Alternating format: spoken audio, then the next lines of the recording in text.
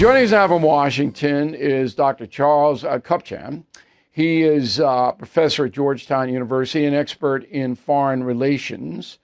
He's been everywhere, knows everything. He wrote a book, Isolationism, A History of America's Efforts to Shield Itself from the World. First of all, Doctor, it's very nice to see you. Thank you for helping us out. Did I make any mistakes in my run-up to introducing you? No, I think you got it about right. The one comment I would make about Trump in Canada, having written a book about isolationism, is that we've been here before. We tried repeatedly in the 19th century to either invade Canada or buy Canada from the British, and it failed. And Trump, I think, is looking at a map. He's a real estate mogul. He sees good property up there across our northern border, and he says, I like that. But I completely agree with you that it's backfired. It's turned Canadians into a people that want to stand up to Trump. And in many respects, as you put it, it led to the win of Mark Carney and the Liberal Party when the Conservatives were actually set to win this election, and Trump undercut them. But I don't think Trump cares about internal politics in Ottawa. What he wants is a better trade deal, and I think that's going to happen, even with Carney in office. I think that's likely. I think the rollout of these tariffs has been chaotic. By the time you and I finish this conversation, policy on Canada, policy on China, policy on Mexico may have changed. And that's because the initial rollout, it didn't go over very well, right? We're looking at a possible trade war. We're looking at a huge hit to the American car industry because parts and cars get passed back and forth across that northern border multiple times as they're being constructed. And so, yeah, I think Trump is getting a lot of negative feedback. The poll numbers are going down. The bond market crashed. The stock market crashed. He's now recalibrating. So I basically agree with you that we're likely to see trade deals with Canada and perhaps with a whole bunch of other countries. I think that'll happen, but it better happen fairly quickly, because once a president gets on the wrong side of the American people, it takes a while to get back on the right side.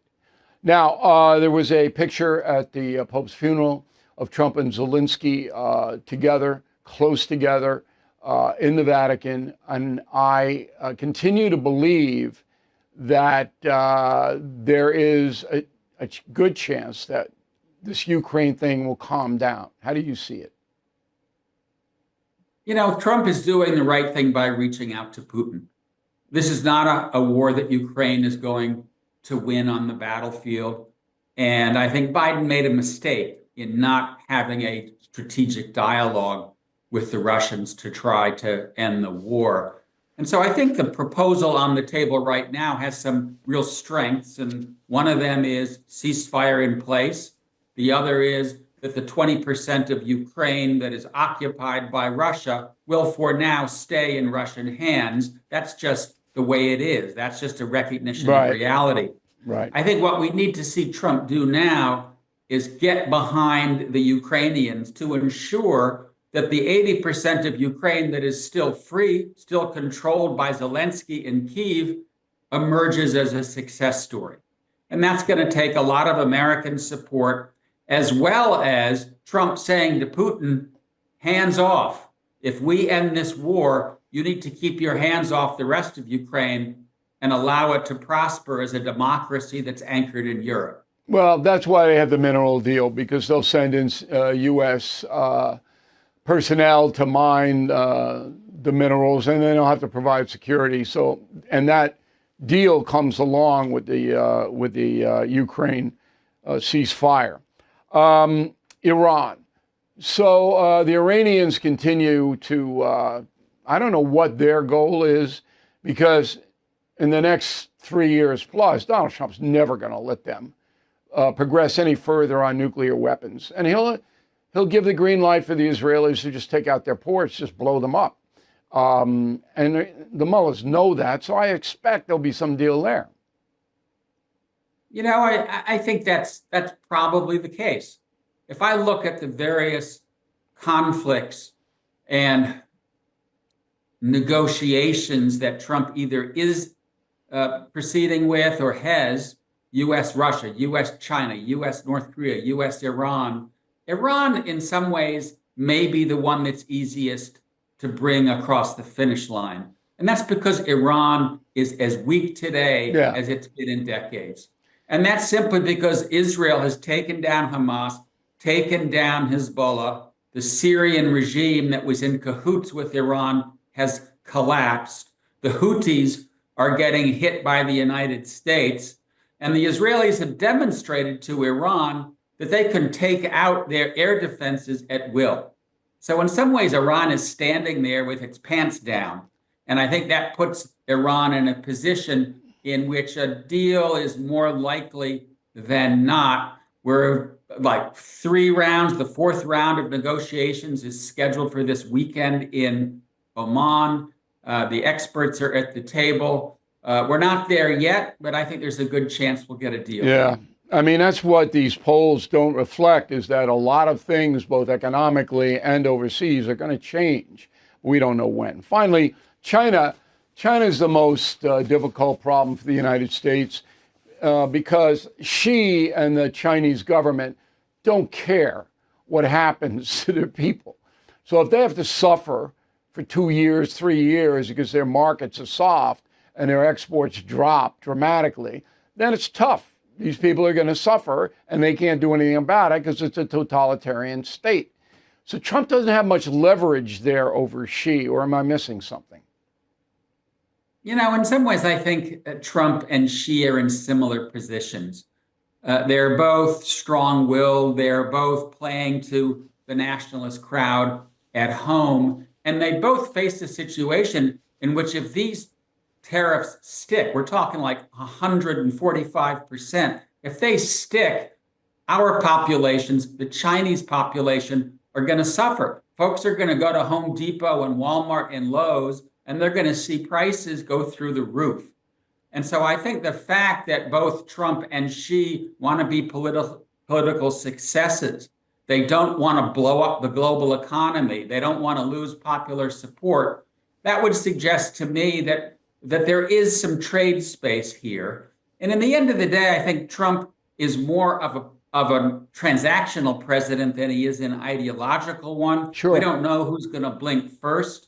But I do think, or I hope, that we get some movement on the trade front, because if these tariffs stick, Americans are going to suffer, Chinese are going to suffer, and it risks blowing up the global economy. Well, if we get deals with India and Japan and the EU on trade within the next month, China is going to be under tremendous pressure. So that's the thinking. I know that to be true. Doctor, thanks very much. I wouldn't underestimate the difficulty. You know, a normal trade deal takes months, if not years. Trump says 90 days. Right. His team has a lot of hard work to do in the days and weeks ahead. Okay. Doctor, thanks very much. We appreciate it. Is your business growth stalling while competitors race ahead? Business owners, listen up. FYSI Strategic Growth Planning has helped thousands of companies scale by creating custom roadmaps designed to unlock new markets, expand operations, boost profitability. Their expert solutions close the gap between small business and billion-dollar companies.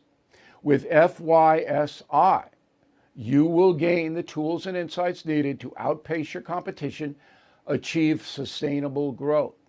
Now is the time to act, but hurry, limited spots are available. And you don't want to miss out on this opportunity to take your business to the next level.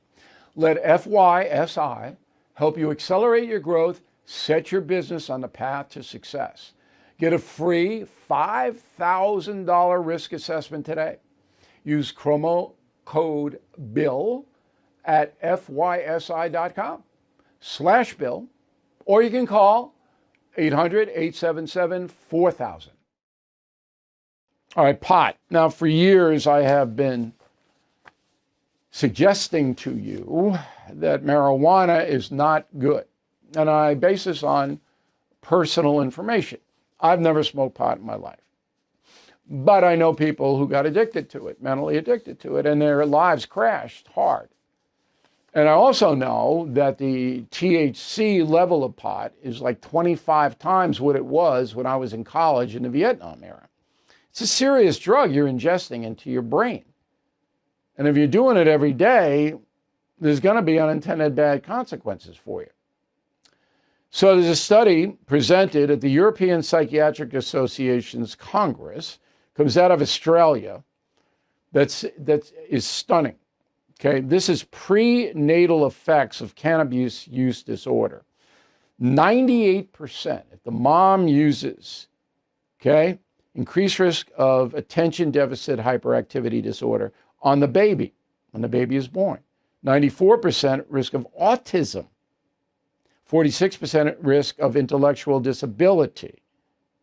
Okay, and in Europe, about 4 million people smoke pot daily. It's much more in the United States, much more.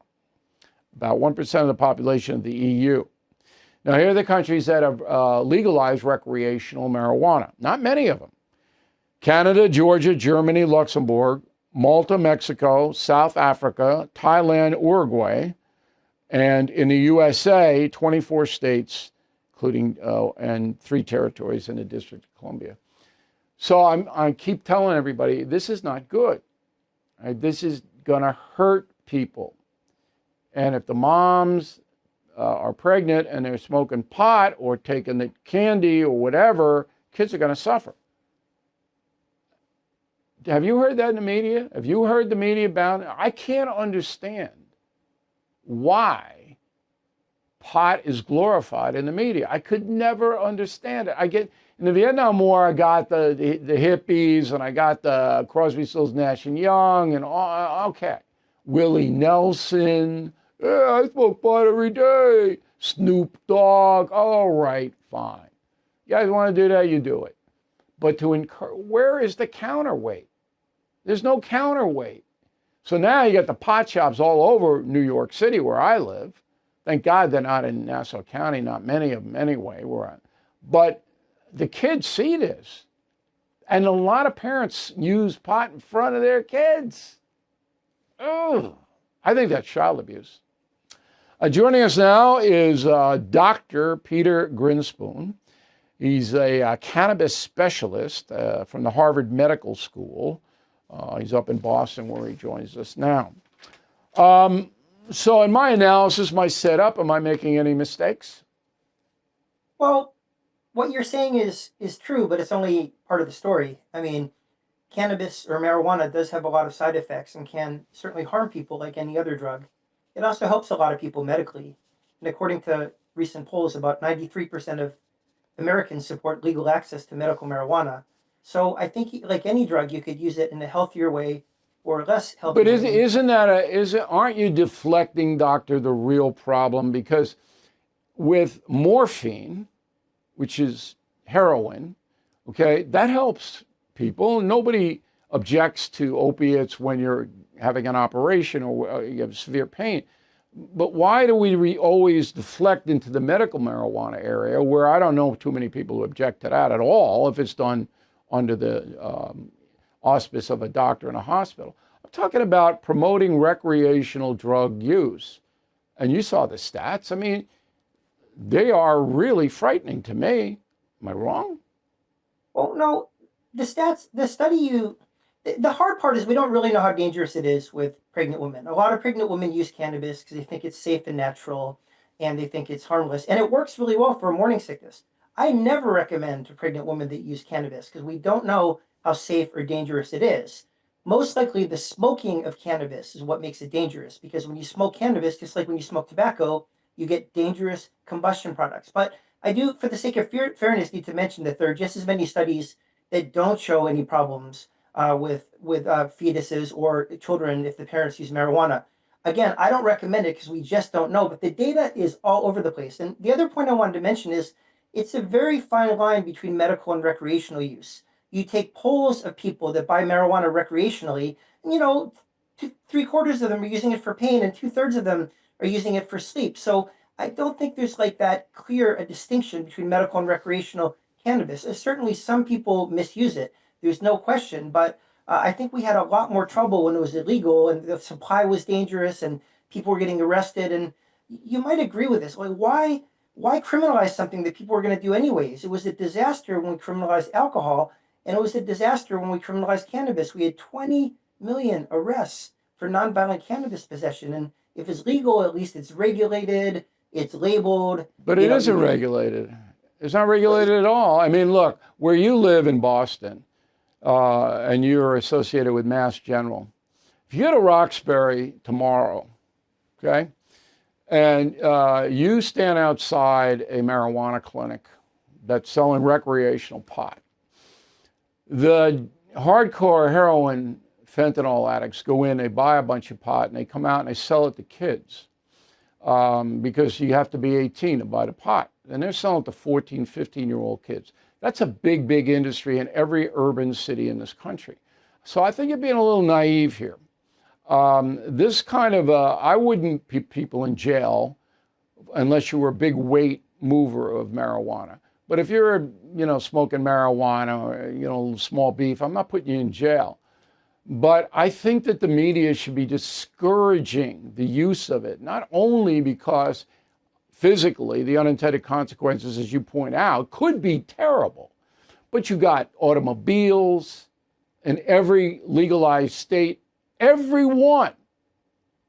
Car accidents have gone up.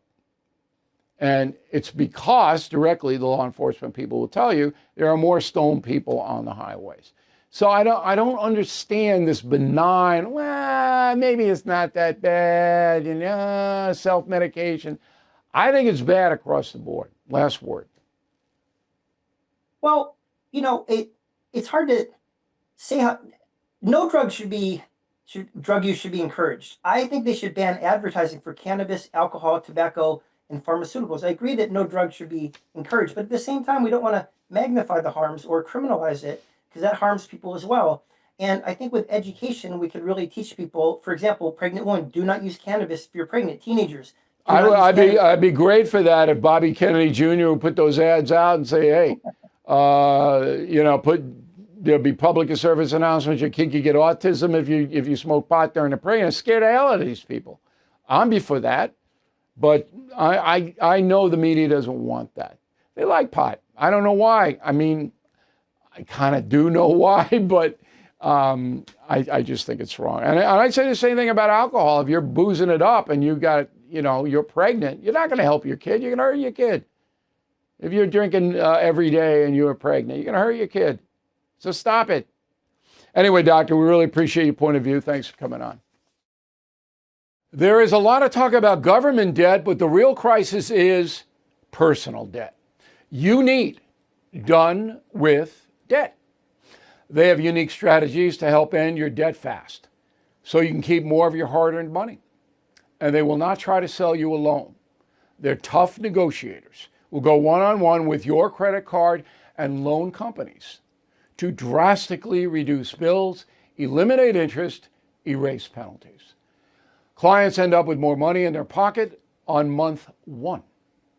And they don't stop until you're debt-free. Take a few minutes. Visit donewithdebt.com. It's free, but listen, some solutions are time sensitive, so you have to move quickly. Go to donewithdebt.com. Donewithdebt.com. Tell them Bill sent you. President Trump is trying to fix the economy, but some believe the damage is already done. As the dollar value drops, China's power and gold keep going up. I called American Hartford Gold to diversify with physical precious metals, and you might consider that as well. They will help you secure your savings with physical gold and silver delivered right to your door, or you can set up a tax advantage gold IRA. Plus, it's tax and penalty free to roll over your current 401k or IRA. With billions in precious metals delivered, thousands of five-star ratings, and an A+ from the Better Business Bureau, they are the only precious metals dealer I trust. So please call or text American Hartford Gold. Tell them O'Reilly sent you, and you might get $15,000 of free silver on a qualifying order. Call 866-501-5201 or text BILL to 65532. Again, 866-501-5201 or text BILL to 65532. Smart Life. This is a riot. So the University of Nottingham in the UK, that's Sherwood Forest, Robin Hood, all that stuff, they did a study on Generation Z. That's 13 to 28-year-olds, all right? Generation Z. And they find that many of them are struggling with telephobia. I love this. They're afraid to talk on the telephone. Why? Because they have anxiety due to lack of visual feedback, and they don't know what to say on the phone because they're texting all the time. So it kind of makes sense. So they have telephobia. Now, why did I put this in the Smart Life segment? Because there is a way to speak to people, and many, many human beings, Americans, Brits, whatever, don't know what that is. So I was at an event last night, a big dog and pony show for Nexstar, which owns News Nation and CW. And I had to talk to at least 100 people because I just wanted to, say hello and all of that. When you talk to somebody, Smart Life, you look them in the eye. You don't stare at them like this, but you look them in the eye and you give a little smile. Hi, nice to meet you. I always try to control the conversation. They say, oh, we love your work or this and that. Nobody's mean, nobody's rude. And I say, thank you very much. Where are you from? That is my opening question to almost everybody. Where do you live? Where are you from? Because when they tell me that, I know something usually about that place.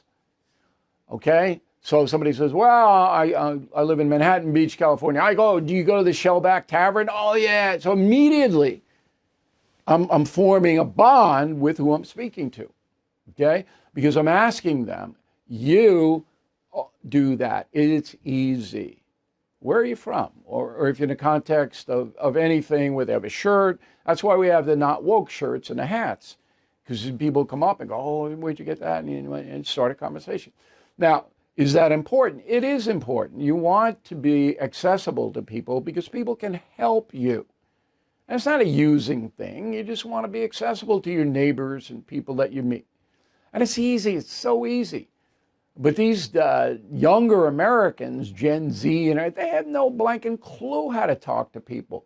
They don't look at it. I mean, my kids, you look them in the eye. They're looking down here and mumble. Speak clearly, speak up. But keep it light. Keep it light. And, I can't tell you how easy it is. And if you do it, you'll have a better life. That's what the Smart Life segment is all about. Talker research, pretty good. 2,000 employed Americans about their money. Now, I don't believe this first stat, and I could be wrong. 74% of those working in America are living paycheck to paycheck.